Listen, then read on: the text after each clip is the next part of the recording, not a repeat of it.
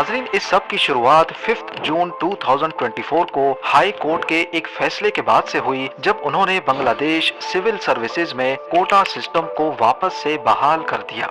शुरुआत में कुछ पीसफुल प्रोटेस्ट देखे गए, लेकिन उसके बाद ईद की छुट्टियां आनी थी, इसी वजह से मुल्क भर में प्रोटेस्ट पोस्टपोन कर दिए गए।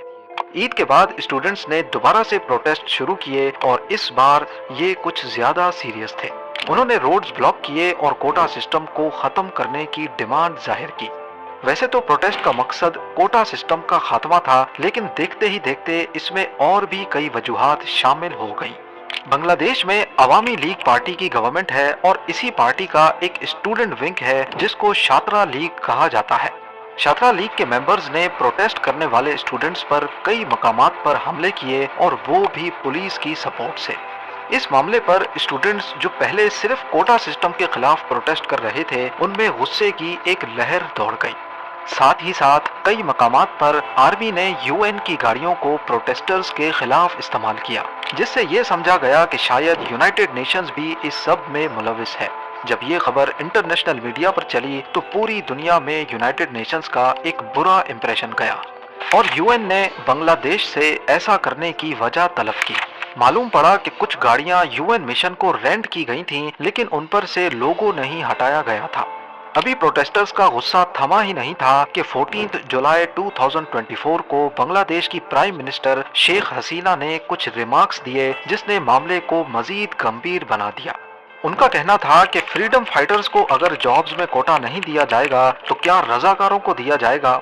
प्राइम मिनिस्टर के इस बयान ने तो जैसे आग सी ही लगा दी, लेकिन इस बयान की असल वैल्यू आपको तब समझ आएगी जब आपको फ्रीडम फाइटर्स और रजाकार के बारे में इल्म होगा। जैसा कि आप जानते हैं कि 1971 से पहले बांग्लादेश पाकिस्तान का हिस्सा हुआ करता था। उस वक्त इसको ईस्ट पाकिस्तान, जबकि आज के पाकिस्तान को वेस्ट पाकिस्तान कहा जाता था। ईस्ट और वेस्ट पाकिस्तान दोनों को इंडिया ने डिवाइड किया हुआ था। इन दोनों में फासला भी काफी ज्यादा था, और दोनों के बीच रिलीजन को छोड़कर काफी सारे डिफरेंसेस पाए जाते थे, जिसमें लैंग्वेज का फर्क सबसे बड़ा था। ईस्ट पाकिस्तान यानी कि बांग्लादेश में शेख मुजीबुर रहमान की अवामी लीग का काफी ज्यादा होल्ड था, जबकि वेस्ट पाकिस्तान में मुख्तलिफ पॉलिटिकल पार्टीज मौजूद थी। उस वक्त पाकिस्तान में मार्शल लॉ लगा हुआ था, और जनरल याहिया खान जो उस वक्त चीफ मार्शल लॉ एडमिनिस्ट्रेटर थे, उनकी जिम्मेदारी थी पाकिस्तान में जनरल इलेक्शंस करवाने की। इन इलेक्शंस में ईस्ट पाकिस्तान की अवामी लीग को काफी कामयाबी मिली, जिन्होंने ईस्ट पाकिस्तान की 169 सीट्स में से 167 सीट्स को क्लीन स्वीप कर दिया। अब पाकिस्तान की नेशनल असेंबली की टोटल सीट्स ही 300 थी, जिनमें से 167 यानी कि आधी से भी ज्यादा सीट्स ईस्ट पाकिस्तान की अवामी लीग ले चुकी थी, जिसका मतलब था कि Awami League national assembly of Pakistan में अपनी गवर्नमेंट आसानी से बना सकती थी। पर उस वक्त की मिलिट्री लीडरशिप ऐसा नहीं चाहती थी, जिसके चलते ईस्ट पाकिस्तान में सिविल डिसओबीडियंस की तहरीक चल पड़ी। 7 मार्च 1971 को शेख मुजीबुर रहमान ने अपनी स्पीच में पाकिस्तान से अलहदा होने का इशारा दे दिया, और 23 मार्च को पहला बांग्लादेशी फ्लैग ईस्ट पाकिस्तान के काफी घरों पर लहराया गया। इसका नतीजा ये हुआ कि ईस्ट पाकिस्तान में एक मिलिट्री ऑपरेशन लॉन्च किया गया, जिसका मकसद ईस्ट पाकिस्तान को वेस्ट पाकिस्तान से अलग होने से रोकना था। बांग्लादेश की आज़ादी की ये जंग अगले 9 महीने तक चलती रही, जिसमें ईस्ट पाकिस्तान में मिलिट्री की कुछ यूनिट्स ने पाकिस्तान से अलग होकर आज़ादी पाने के लिए अपनी अलग फोर्स बना ली, जिसको बांग्लादेश फोर्सेस, मुक्ति वाहिनी या फिर फ्रीडम फाइटर्स भी कहा जाता है। दूसरी तरफ बांग्लादेश में ही मौजूद वो ग्रुप जो वेस्ट पाकिस्तान को सपोर्ट करता था, उनको रजाकार कहा जाता है। इस जंग के आखिरी 2 हफ्तों में बांग्लादेश को इंडिया की सपोर्ट भी हासिल हो गई, और यूं ईस्ट पाकिस्तान वेस्ट से अलग होकर बांग्लादेश बन गया।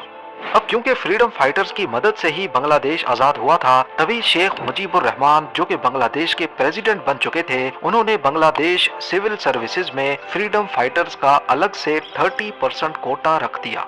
1997 में यानी कि लिबरेशन वॉर के 26 सालों के बाद बांग्लादेश सिविल सर्विसेज में फ्रीडम फाइटर्स की रिक्रूटमेंट काफी कम हो गई, जिसके चलते गवर्नमेंट ने ये कोटा सिर्फ फ्रीडम फाइटर्स नहीं बल्कि उनके बच्चों के लिए भी बढ़ा दिया। और फिर 2010 में फ्रीडम फाइटर्स का कोटा उनके पोते पोतियों के लिए भी एलिजिबल कर दिया गया। لیکن اس کے باوجود بھی صرف 10% فریڈم فائٹرز کی نسل یہ کوٹا لے رہی تھی اور باقی کا کوٹا ضائع ہو جاتا۔ اب پورے ملک میں جو لوگ میرٹ پہ محنت کر کے سول سروسز کی جاب حاصل کرنا چاہتے، ان کا کوٹا 44% تھا اور وہ بھی اب کم پڑنے لگا۔ تو یہ چیز اسٹوڈنٹس کو کافی خراب لگتی کہ ہم اتنی محنت کرنے کے بعد بھی میرٹ کے 44% کوٹا میں بھی نہیں آ سکتے، جبکہ فریڈم فائٹرز کا خاندان کچھ نہ کر کے بھی آسانی سے گورنمنٹ جاب حاصل کر سکتا ہے۔ 8 مارچ 2018 کو بنگلہ دیش ہائی کورٹ میں کوٹا سسٹم کے خلاف ایک پٹیشن فائل ہوئی جس کو کورٹ نے ریجیکٹ کر دیا۔ اس وقت پرائم منسٹر شیخ حسینہ نے کہا کہ وہ پرسنلی فریڈم فائٹرز کے خاندان کے لیے کوٹا رکھنا چاہتی ہیں، جس پر اسٹوڈنٹس نے کوٹا سسٹم کے خلاف بھرپور پروٹیسٹ کیے۔ ان کا کہنا تھا کہ یا تو فریڈم فائٹرز کے بچ جانے والے کوٹا کو میرٹ والے کوٹا میں مرج کر دیا جائے یا پھر فریڈم فائٹرز کا کوٹا کم کیا جائے۔ اس پر پرائم منسٹر شیخ حسینہ نے ایگزیکٹو آرڈر جاری کیا اور بنگلہ دیش سول سروسز میں سے کوٹا سسٹم ہی ختم کر دیا۔ اگلے کچھ سالوں تک خاموشی رہی، لیکن پھر اچانک بنگلہ دیش ہائی کورٹ نے 5 جون 2024 کو شیخ حسینہ کا وہ ایگزیکٹو آرڈر کینسل کر کے کوٹا سسٹم واپس سے بحال کر دیا، اور یہیں سے دوبارہ پروٹیسٹ شروع ہو گئے۔ جب حالات حد سے زیادہ بڑھ گئے تو 21 جولائی 2024 کو سپریم کورٹ آف بنگلہ دیش نے کوٹا سسٹم میں بھاری رد و بدل کا آرڈر پاس کیا۔ اس آرڈر میں 93% کوٹا میرٹ کے لیے دیا گیا جو کہ پہلے 44% تھا، اور فریڈم فائٹرز کا کوٹا جو پہلے 30% تھا اس کو کم کر کے 5% کر دیا گیا۔ 1% مائنورٹیز اور 1% معذور لوگوں کے لیے فکس کیا گیا۔ اس آرڈر کے بعد اسٹوڈنٹس نے صرف اس شرط پر پروٹیسٹ ختم کرنے کا فیصلہ کیا کہ ان کے اریسٹ کیے گئے ساتھیوں کو چھوڑا جائے، اور جن علاقوں میں اسٹوڈنٹس کو مارا گیا وہاں کے گورنمنٹ آفیشلز ریزائن کریں۔ فی الحال جس وقت یہ ویڈیو بن رہی ہے اس وقت تک اسٹوڈنٹس کی ڈیمانڈز پوری نہیں ہوئی، لیکن گورنمنٹ کا ماننا ہے کہ سچویشن کافی حد تک کنٹرول میں ہے۔ موبائل سروس، انٹرنیٹ اور سوشل میڈیا دوبارہ سے کھولے جا رہے ہیں۔